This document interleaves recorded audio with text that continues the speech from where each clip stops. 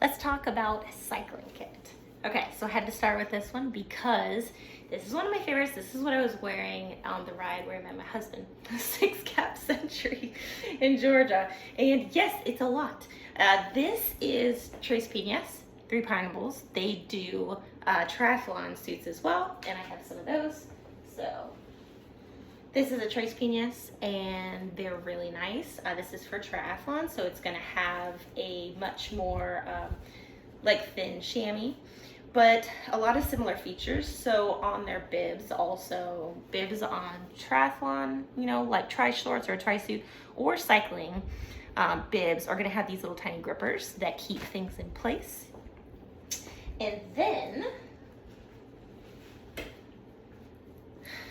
always gonna have zipper. A lot of these jerseys have kind of like a perforated material on the sleeves, which is nice because we live in Florida. And then a good jersey is always gonna have pockets. Normally they have like 3 pockets in the back, so you can stash snacks, your phone, whatever. This is what we wear on training guards. So we are triathletes, but we're not gonna wear tri-suits when we're training. We're gonna wear tri-suits during a race. These just tend to be a little bit more comfortable, especially when you're logging like big hours. So it also has, their logo is like this kind of little sticky bit that's gonna keep your jersey down from riding up. So I do like Tres Pinas a lot.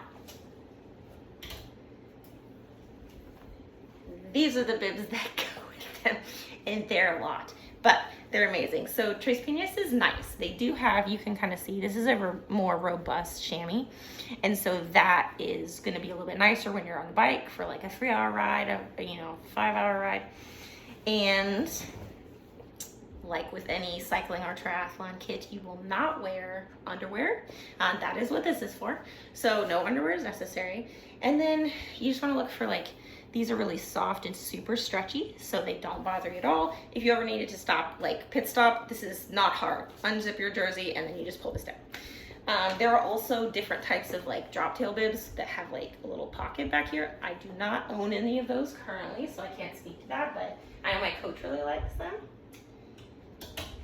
Let's see, another brand that is awesome. This is mostly what I wear.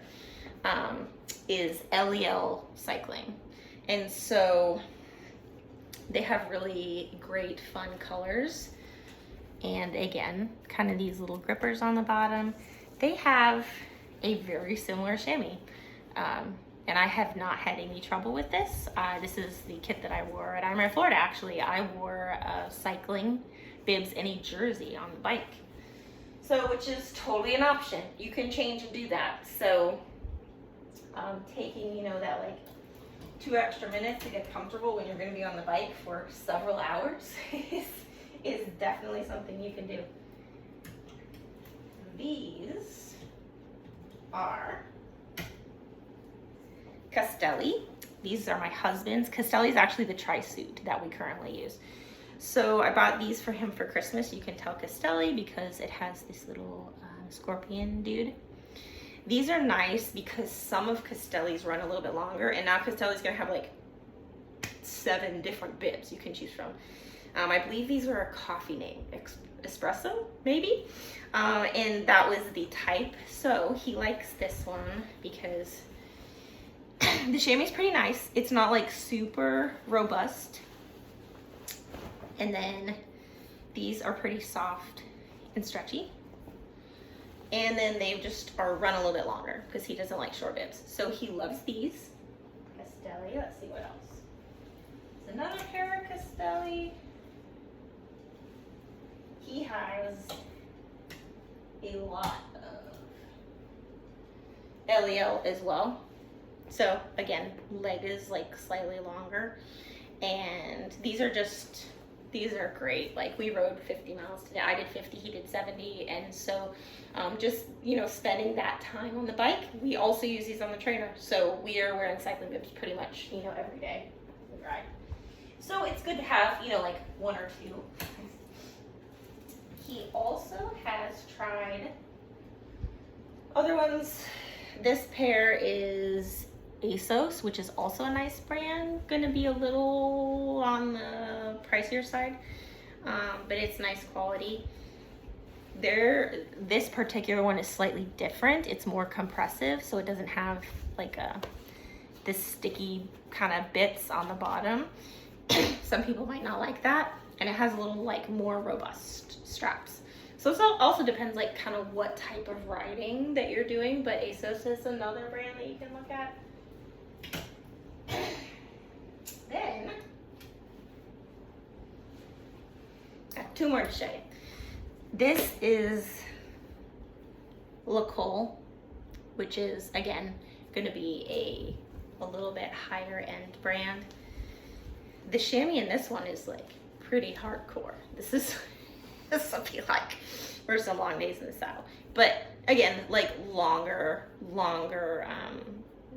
lines on the leg and like little reflective bits here. And then some are kind of a little bit thinner because they're more for, you know, like summer. Some are a little bit thicker in winter. He's got actually some full length ones that you would wear if it was really cold. This is Ostroy, I think, and they have lots of fun designs. This says Pretend Pro, which it matches his crazy jersey that he has. But there are, you know, like, this is ASOS. This is the one he was actually wearing when we met. So lots of fun designs, but almost all of them will have, you know, like a full length zipper and then pockets in the back to stash snacks.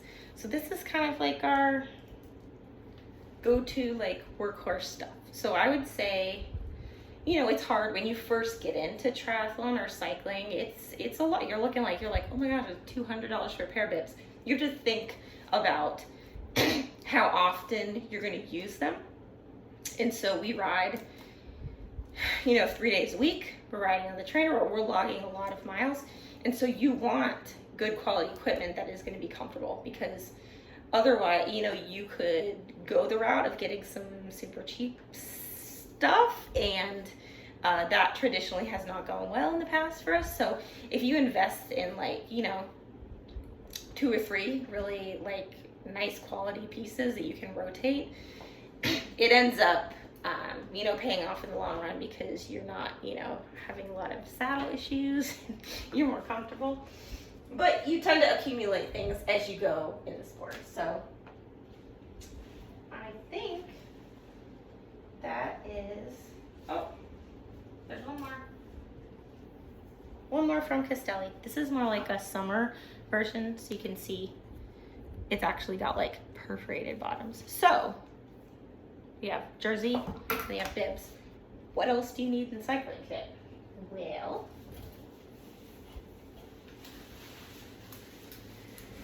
colors.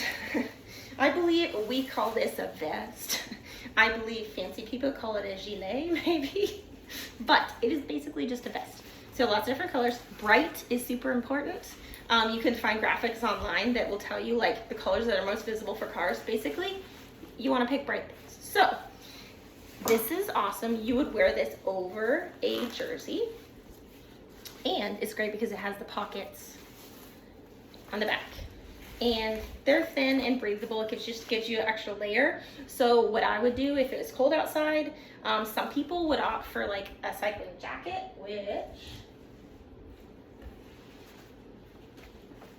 would be like this, which is great. Again, pockets in the back. But the thing is, you know, you can take it off. All these things are gonna be very thin.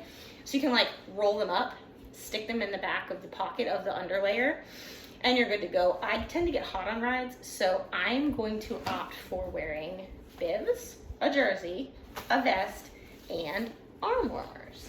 So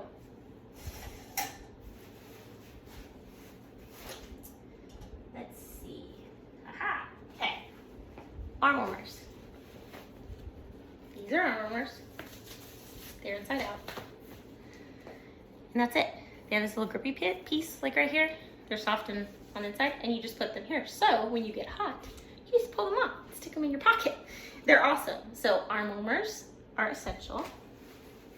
Those are from LEL. Toe covers. So these are from Bontrager. You can get a bunch of different kinds. These are just gonna fit over top of your cycling shoe. So it's just an extra layer that covers your toes. So see, that's where your cleat's gonna go, on the bottom of your foot. So you can just pull these easily on and off. This helps a lot if you have, you know, cold training, cold weather rides, or if you are getting ready for a cold race. You can also take, you know, those little like hot hands, which we use. You can have those in transition. There are also a version that are sticky. You can peel them off, put them on top of your sock, put your foot in your cycling shoe, put these on, no frozen toes ever, so pro tip. And then other things you might need if you're getting real cold would be, let's see, okay. So a good pair of gloves is essential. I have a little bit of Raynaud's, which most women do, where I cannot feel the tips of my fingers. So the best gloves I have found come from ASOS. And there's another one I like. These are from ASOS. So the thing with gloves is it's not necessarily just the fabric, it's you need a wind stopping material, right?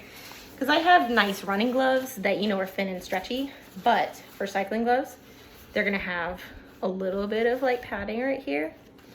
And then they're going to be like a wind stop material, and that prevents your fingers, you know, from being really cold. These are winter gloves. If it is really cold, I'm using these. These are my husband's from Rafa. So they are definitely like a little more robust, but they still have a pad. These are super soft. I love these. I will sometimes use these while running. Then you also need, it's really cold. These are from Smartwool. This is a band. You put it over your head and it covers your ears like that. I use these for running too. And you can put your helmet on top. So keeping your extremities warm is super important. So ears, nose, fingers, toes. For your nose, this is what is commonly referred to as a buff. It's just like a sleeve like this. And you just slide it over your head and it sits right here and keeps you warm. It's kind of like a scarf, and you can pull it up over your nose, look like you're about to rob a bank, and then you can pull it off, you know, when you get hot and stuff things in your pockets. So the main thing, you know, this is a like more cold weather kit. For warm, I mean, you're just gonna use a jersey and bibs, or, you know, try shorts if you really want to. But I think the main thing is remembering, like, especially when it gets to be cold, you wanna dress in layers. And remember that it is different than dressing for running in the cold, because you're gonna heat up a lot faster when you're running. Cycling, you're always gonna have the wind. And so definitely, you know, riding in 40-degree weather is gonna be completely different than running in 40-degree weather. So you have to kind of figure that out. The main thing is you don't want to be so bundled up. Like I see people wearing like big jackets and stuff. What are you gonna do when you get hot? Also, if you start to sweat underneath your layers, that's bad, and that can really, that's gonna make you colder eventually. So you wanna dress in thin layers, and you honestly wanna feel a little cold when you start your ride. If you're feeling like super warm and toasty, you're wearing too many clothes. So when you start riding, you're gonna be too hot and just be like shedding clothes everywhere. And, okay, I think that's it. So I think next, part 3 will be wetsuits. So I'm gonna run through like sleeves, sleeveless, all that kind of stuff. So bye.